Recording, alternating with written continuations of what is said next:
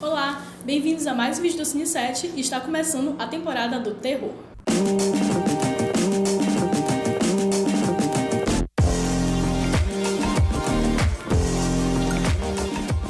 Essa semana nós decidimos voltar um pouquinho no tempo e embarcar nos desenhos da nossa infância que, por um acaso, estão dentro dessa temática do terror. Então vem com a gente conferi-los.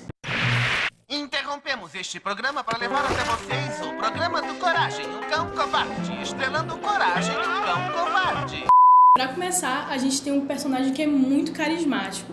Coragem, o Cão Covarde, é um dos mais populares desenhos que existem, principalmente destinado ao terror. Basicamente, o cachorro rosa se tornou muito popular até mesmo pela sua personalidade, porque ele vive numa casa no meio do nada, com seus donos que são um casal de velhinhos. Tem a senhora que é muito legal, muito gentil, mas também tem aquele velhinho muito chato. Então isso equilibra um pouco até mesmo a personalidade do Coragem. E também tem aquele fator de que ele sente muito medo das coisas que acontecem. E a gente se identifica muito com isso, com as coisas que ele sente medo, porque são bem bizarras. Aparecem assombrações, monstros, assim. Apesar de ser uma animaçãozinha, ele ser rosa, todo fofinho, o cenário também ser meio fofinho, ele se torna dark a partir do momento que visitantes encontram o casal e ele começa a presenciar as atitudes ali da casa. O Coragem foi criado pelo John D. Worf e a primeira vez que ele apareceu foi na Vingança do Frango Alienígena, que é um curta de 1995, que concorreu ao Oscar, inclusive. E como a Rebeca falou, o Coragem é tão amado que anos depois houve uma série com 4 temporadas, um derivado desse curta-metragem. Inclusive, tem um episódio especial que aparece esse frango alienígena que leva o Eustáquio com ele. A receita do sucesso pro desenho é muito simples. As histórias são bem básicas e simples, não tem muito tipo de enrolação e os personagens são muito carismáticos. Até mesmo o Eustácio, que é um velhinho muito chato, ele se torna carismático em alguns momentos. Então isso é muito interessante de ser visto. Além disso, existe uma teoria muito popular de que todas as cenas de terror que o Coragem vê, na verdade são só seres humanos. E por a casa dele ser muito isolada, ele não tem acesso a outras pessoas além dos donos, ele sempre acha que aquelas pessoas são suspeitas, são monstros, enfim. Ele cria na cabeça dele tudo isso, até porque a gente vê a série pela ótica dele. Cala a boca, cachorro idiota intrometido! Cachorro idiota! Cala a boca! Outro cachorro que é tão carismático quanto Coragem é o Scooby-Doo.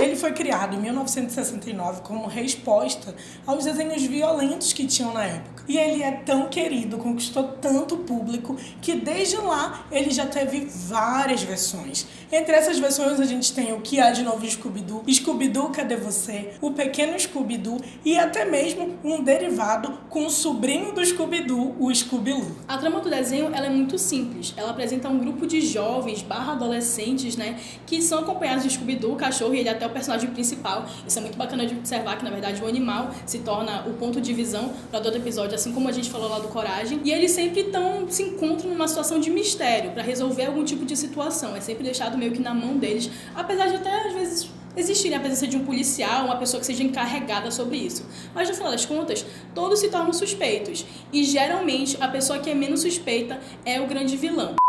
E eu teria conseguido se não fossem esses cadetes do espaço enxeridos.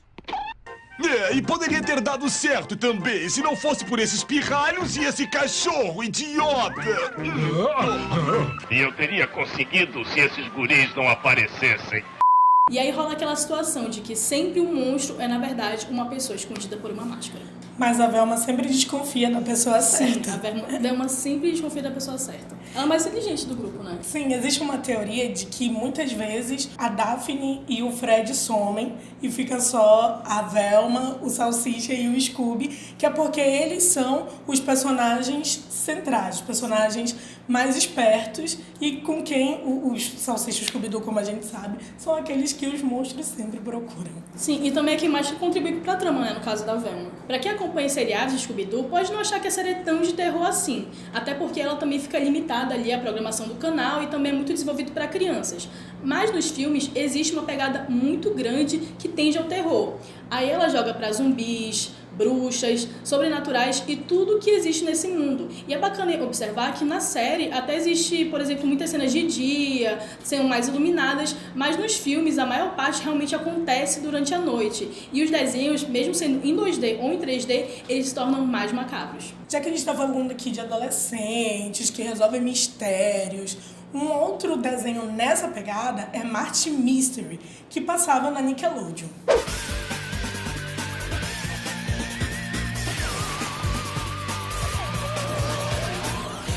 Marty Mystery foi produzida pela companhia francesa Marathon Production e ela é muito famosa por criar essa estética de animes e animações japonesas para animações mais americanizadas em 2D. Ela também é criadora de 3 Espiãs Demais e por isso que já rolou até um crossover entre as duas séries, o que é muito bacana de se observar.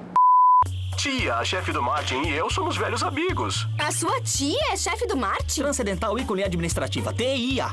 A série teve 3 temporadas e a gente acompanha o Marty Mystery, a Diana e o Java, que é um homem das cavernas. E eles trabalham para uma organização chamada Centro. E a série tem uma vibe bem parecida assim com as 3 Espiãs Demais, onde eles recebem a cada episódio uma missão e eles têm que resolver. E essa missão, ela sempre tem uma pegada assim ligada a alienígenas ou ligada a alguma assombração.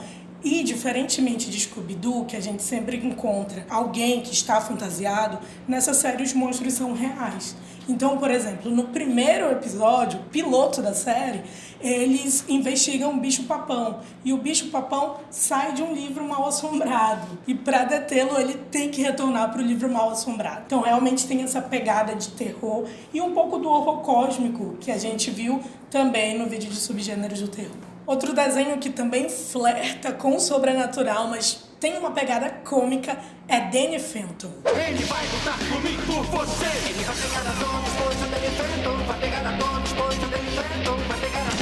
Danny Phantom. Esse desenho foi transmitido pela Nickelodeon e acompanhava o Danny, um menino de 14 anos que após um acidente no laboratório dos seus pais, passa a poder se transformar em um fantasma. A partir disso, desse poder sobrenatural que ele ganha, ele passa a combater ameaças que acontecem, que acabam aparecendo ali para ele e seus amigos. E se vocês acham que o Danny tem muita semelhança com o Tim e Tana dos Padrinhos Mágicos, é porque eles foram criados pelo mesmo cara, o Kurt Hartman. E o ruim, assim, é que o Danny Phantom foi cancelado depois de 3 temporadas, quando os pais dele, que são tipo uns caças-fantasmas, descobriram a identidade secreta do Danny. E aí alguns fãs resolveram fazer uma petição pedindo o retorno de Danny Phantom, mas não rolou, né? A produção tinha alguns vilões mais decorrentes, como o Vlad Plasmos, o Caveira e até mesmo uma versão maligna do futuro do próprio Danny. E vale ressaltar que essas versões conviviam na escola junto com o Danny, né?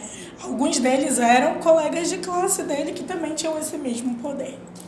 Bom, agora a gente tem um desenho que ao mesmo tempo que ele era muito engraçado, ele também podia ser bem perturbador. E eu particularmente morria de medo de um dos personagens. A gente tá falando das aventuras de Billy Mandy.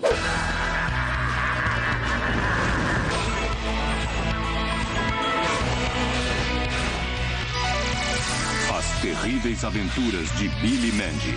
Ele apresentava os personagens títulos, que é um garoto e uma menina. Ele é mais puxado pro lado cômico, porque ele é meio burro, né, aquela coisa. E ela é uma menina mais antipática, que sempre tá dando corte nele. Os dois fizeram uma aposta com a morte, que é chamada de Puro Ossos na série.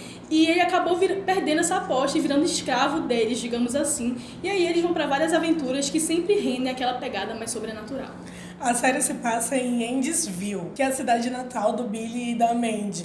Mas o Puro Osso, como tem a sua foice de morte, ele abre vórtices. E esses vórtices sempre levam para algum lugar do submundo. Então, várias vezes a gente vê o próprio inferno ou então outras realidades para onde o Puro Osso leva eles. E o interessante é que a série flerta várias vezes com situações aqui do mundo real.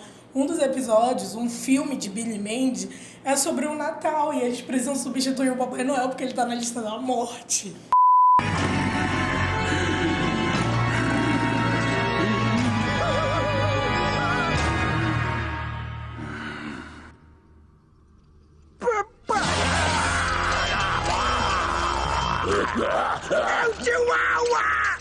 E falando na Mandy, no início de cada episódio, ela sempre fazia um comentário meio diferente, bem irônico no início do episódio. Eu não acredito em finais felizes. o que sempre levava a série para um lado mais de terror e mais sombrio e para a ironia e toda a questão de ser engraçado apesar de tudo que a gente via, né? E eu vos declaro Hedionda Aranha Marido e Hedionda Aranha Mulher. Podem se envenenar.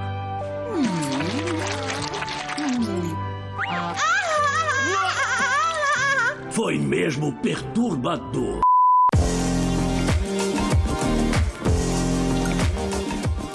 Esses são alguns exemplos de como o terror está inserido nas animações. Fala pra gente aí nos comentários qual o seu desenho de terror favorito. Se você gostou desse vídeo, se inscreva no nosso canal, curta, assine o Cine7, porque semana que vem a gente vai ter outro vídeo especial sobre terror. Até a próxima!